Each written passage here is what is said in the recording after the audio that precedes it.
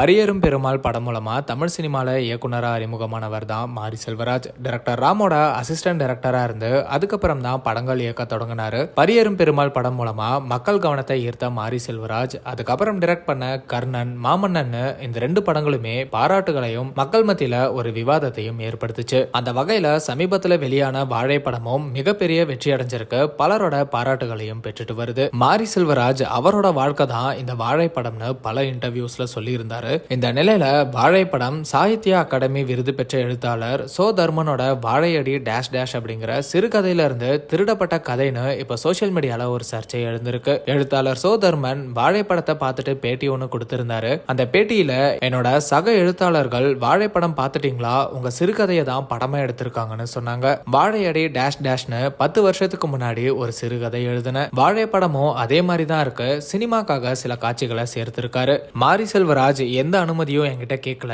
அவர் என்னோட சிறுகதையை படிச்சிருக்கலாம், படிக்காமையும் இருந்திருக்கலாம். ஆனா இந்த கதையை முதல் முறையா பதிவு பண்ணது நான் தான். எனக்கு தான் காப்பிரைட்ஸ் இருக்கு. நான் அச்சு ஊடகம் மூலமா பதிவு பண்ணியிருக்கேன், அவர் காட்சி ஊடகம் மூலமா பதிவு பண்ணியிருக்காரு அப்படின்னு பேசியிருந்தாரு.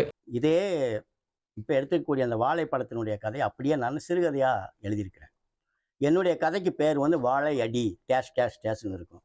எதுக்குன்னா வாழையடி வாழையாக இந்த சிறுவர்கள் இந்த கஷ்டம் தான் பட்டுக்கிட்டு இருக்காங்க, தலைமுறையாக பட்டுக்கிட்டு இருக்காங்க. மீனிங் வரணுங்கிறதுக்காக தான் அதை அந்த கதையை டேஸ்ட் பண்ணியிருப்பேன் நான். சினிமாவுக்காக சில விஷயங்களை வந்து சேர்த்துருக்குறாங்க. அது மற்றபடி அது வந்து முழுக்க என்னுடைய திரைக்கதை இல்லை. என்கிட்ட எந்த அனுமதியும் வாங்கலை, என்கிட்ட இதுவரைக்கும் யாரும் எதுவும் கான்டாக்ட் பண்ண முடியாது. அவருடைய சொந்த அனுபவமும் தான் என்னுடைய கதையும் தான். நம்ம இல்லைன்னு சொல்ல முடியாது. அவரே வாழை சுமந்தான்னு பேட்டி கொடுக்குறாரு, இருக்கலாம்.